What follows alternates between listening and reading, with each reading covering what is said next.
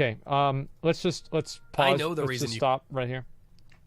What I wanted to say is that I had saved this video that I wanted to look at with you guys because I want to look at the new MMORPGs that are coming out. This is a video, new MMORPGs of 2019 that are actually worth your attention. I put this on my watch later list because I wanted to look at it on stream and see which ones that you guys would be interested in watching me play. Okay? No, and I want you guys to say, like, right now, okay, number one, every new game is fun for, like, 3 days. I bet I could have had fun in Bless Online for at least 4 more hours than I did.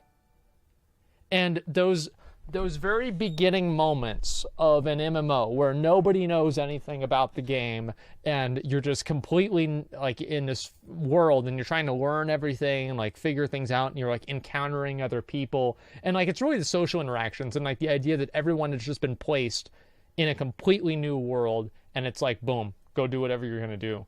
That is really fucking cool. Okay. Bless Offline.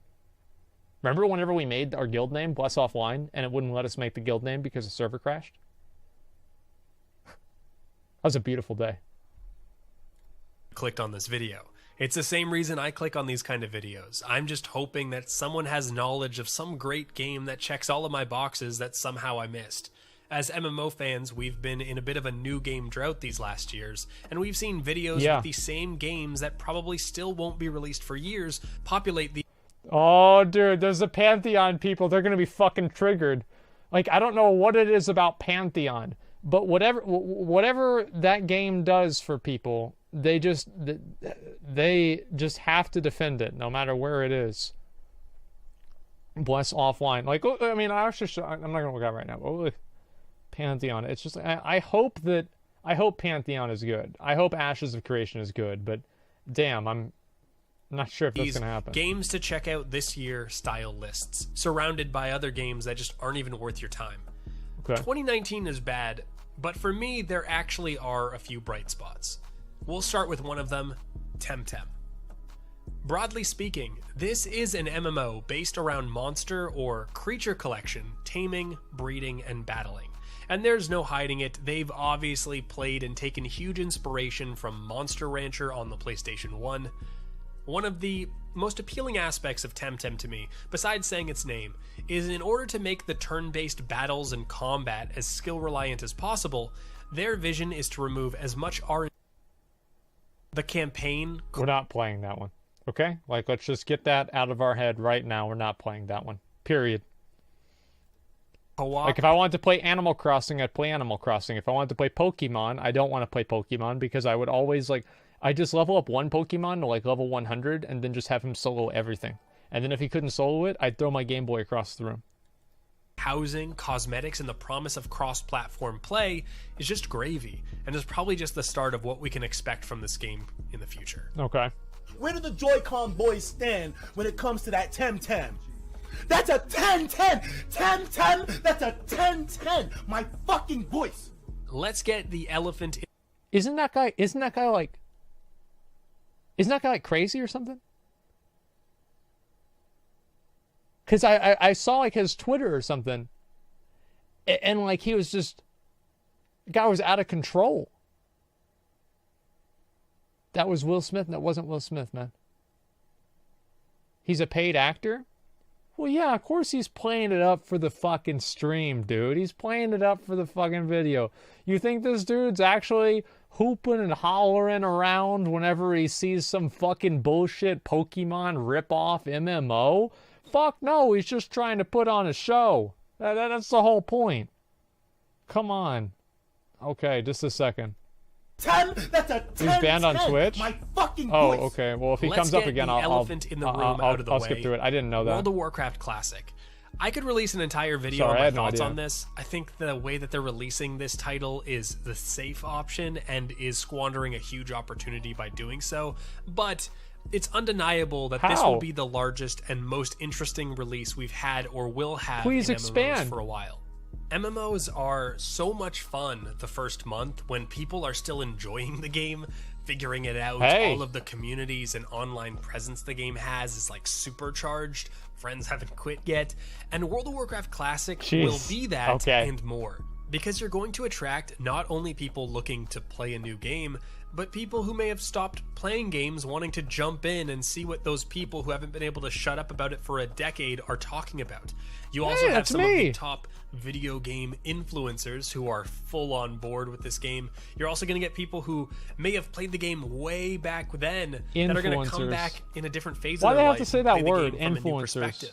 God, I hate that fucking word. Because what's going to happen when you release a solved game with an uncertain but probably fixed future, as well as being a free addition to the subscription of the world's most popular MMORPG, which design-wise is so drastically different, but you're going to have these gaming that's a nice way to say it. Just checking out what the game is because it's free. High-end and how gameplay. could seeing this game, experiencing this game, change the way they view the live service?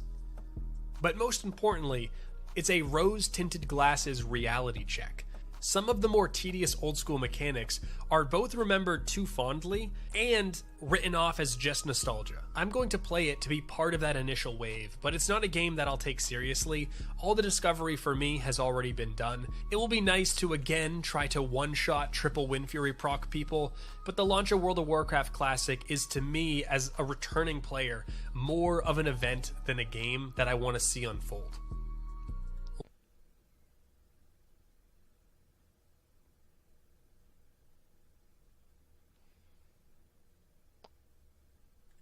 Lost Ark Online.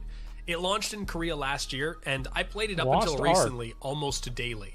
I stopped because not only have there been more and more rumors and indications that a North American version is on the way, and playing on the Korean servers, you have this constant fear of being discovered as a foreigner and banned, as certain players over there actively report and get us banned. Just say Quinn. I'm pretty sure it was confirmed that the Russian version is meant to go into alpha this summer, and beta and open beta by year end. And I might be wrong here, but I believe I saw that they won't be region locking either, as that was kind of the straw that killed our English-speaking group on the Korean server. Yeah, that'll be super fun. Lost playing Ark with people that is can only such a speak good Chinese. game that playing it ruined other games for me.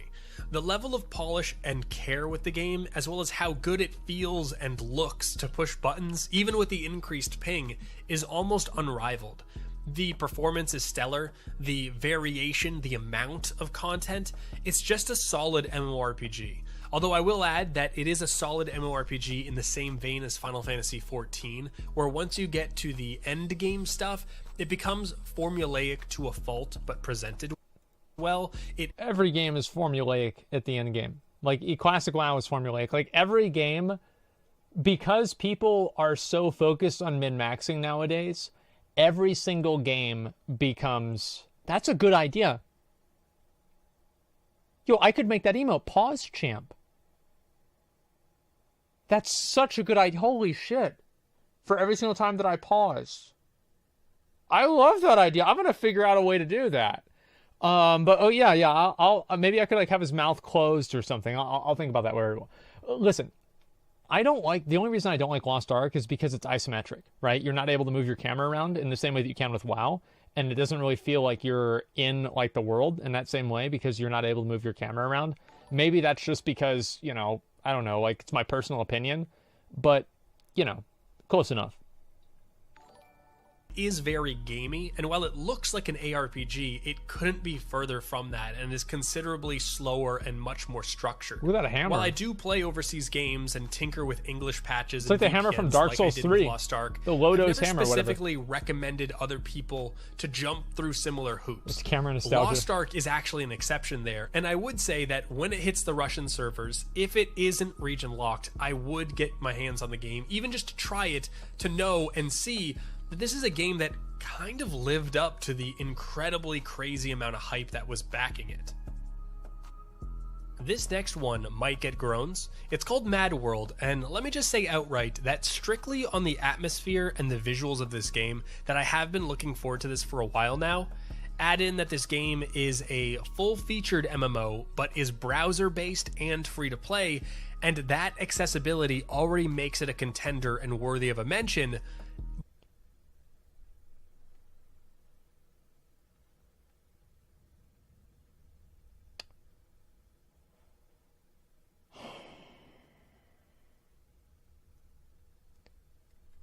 But recently they had a playtest, and now I'm impressed. Okay. Granted, Okay. it's really hard to get a feel for the content of a game during a weekend playtest, and for sure it still has rough edges and a ways to go, but I love the dark and twisted atmosphere, even with poorly translated writing, more than I thought I would. Breaking from the shackles That part of does look traditional cool. high fantasy or sci-fi is just so Ooh, refreshing. Belial. The Or enemies are Kitava. nightmare fuel. The combat and looting and character customization Yogg-Saron. actually reminded me a lot of Ragnarok Online. And I'm not just saying that to grab certain people's attention. It's a similar, very functional but simplistic form of action combat with many different weapon types and abilities, and you have points to skill up the abilities and points to skill up different attributes, and it seems like you're going to build your character based on where you allocate these points. Very similar to Ragnarok, although there weren't jobs or classes we're gonna have that to I find a saw. skip This is champ also one, going too. to seem really silly, and you can almost disregard this part. Please don't rip me apart in the comments. But my favorite part was the Ragnarok-style item drops. When you kill an enemy, you see a mini icon of the item fall to the ground. I don't know how, but it makes it feel different. And when it's 2D I like that. and it's these Okay. sort of like icons as opposed to 3D item model drops, it's just different again. You know, to pretty up the language, I could say, with Look at those immediate titties. visual representation of the spoils of a kill, it maintains that causal link from death to loot, making it more seamless, that you lose when a game obscures the drop contents into a sparkling body to build anticipation for the largest possible dopamine hit and transform each kill into a small-scale loot box in the process. I could That's one way to look at it. Yeah, that is actually definitely one way to look at it. Holy shit. Look, I'm not gonna play this one. Like, I'm just gonna say it right now. I'm not gonna play it. Okay, he's almost done with this one. say that. It's probably not true. There is just something I really like about clearly seeing the item itself I don't like drop browser and sit on based the game. ground waiting to be clicked. It's also a part of the charm of old Ragnarok if you grew up with it. I think there's going to be a portion of people watching this video that get it and other people that think that this is the dumbest paragraph I've ever written.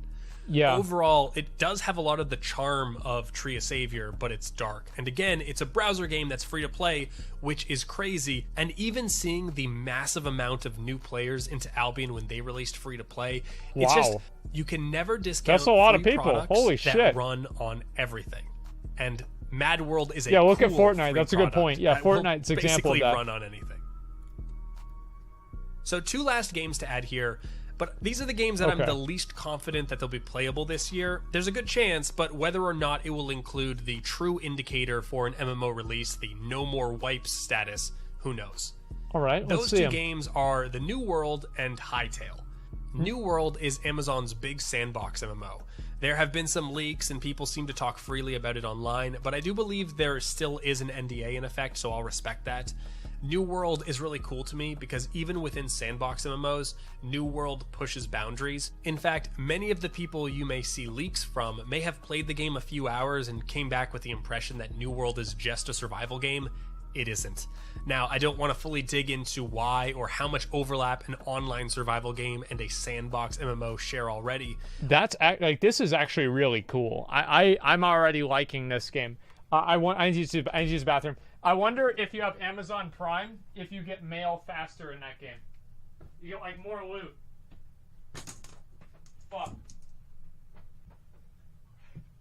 Sorry, I'm back. Okay. Link to this video. I'll put a link into it after I finish this. Let me read donations real quick. Sorry about that, guys. I had to take a piss. Participation trophy mentality is taking over gaming. Feels bad, man. You are too fucking right. I am very, very sad to say that you're right. Are your games and professions what makes the game the best game? Halo 2-button combos. Melee is another example. I think that's true and it's not true. Like, for example, like I think bunny hopping in Apex Legends doesn't make the game better. I think it's actually like I think it's stupid. And it's like it's an unfulfilling skill gap. I think that's really what it is. And but I do think that there is like some examples of what you're saying being true. I think Classic WoD does a lot of examples of that. But in my time with New World, coming from someone who has played EVE Online for the best Wait, how's that question mark? Wait, how's that question mark? Hey. All you have to do is bind it to scroll. It's not hard. I just don't think it's good gameplay. It's not good gameplay to do that. There's a difference. Better part of a decade, I like freeform, sandbox, community-oriented, PTR, I see it. conflict-driven games, and having Amazon's name and, more importantly, their money behind it only makes it more interesting. I'm gonna play And this. More important I'll than try anything this one that out. I could specifically I will say, try this one out. at this point, I've turned down multiple offers or paid trips from them because I already see it as a game that I'll play Jeff, long-term. yo, Jeff, if you hear me, like, you've got, like, how many billion? Oh, you got divorced, so not as many. But, like, just, like, let's say $2 million, Jeff. $2 million, and go ahead and just fly me out there, and I'll tell everybody the game's great. Okay? So just whenever you get a chance. As long as they build out the potential I see in it and not fumble and just create a pretty murder box or go over the top with weird Twitch integrations. The What's other, he trying to say? Hytale, is one that I actually have no interest in playing personally. Minecraft? The interest I do have is in the interest to the game itself. Oh, the trailer wow. for Hytale alone has something like 47 million views, and it's a game What? name I see brought up over and over and over and over again. When you look over the features and the systems that this game will include, it looks like it checks many of the boxes, but also has dope stuff like giving players modeling and animation I remember tools to seeing customize this. your character Yeah, and now your I remember items, this. as well as allowing you to Can make your script own things in the content, game. right? Yeah. Hytale obviously has Minecraft roots, and there is an interesting story from their journey from Minecraft to being this independent game, which we won't touch on here. I think it was Okay. a few years too old and detached from that Minecraft wave, and because of this, all of this voxel and grid-based stuff just looks so goofy to me, and I can't get into it or excited about it, which is funny because I still think EverQuest graphics have a certain charm, right? I understand it's I don't know irrational, about that. It's just what you grow up on. But it is crystal clear to me that this is a highly anticipated game, and with simpler assets comes the potential for faster released content and an Okay. appeal in spite of graphics, which gives the game great promise. That's really it, though. Next year, there are some really interesting titles. Wow. Dual Universe specifically is one Don't that's care caught about my that. eye, and I predict So we'll see I hate one sci-fi of stuff. the handful of crowdfunded I'm not in games come out, and there are a lot of interesting games. That looks good. I and like almost that. ideas out there that I can't wait to explore and share next year. Okay. But that's going to do it for me. If there is a game you're really looking forward to, let me know what it is and why you're excited for it. And until next time, this is Fevir. Peace. Okay.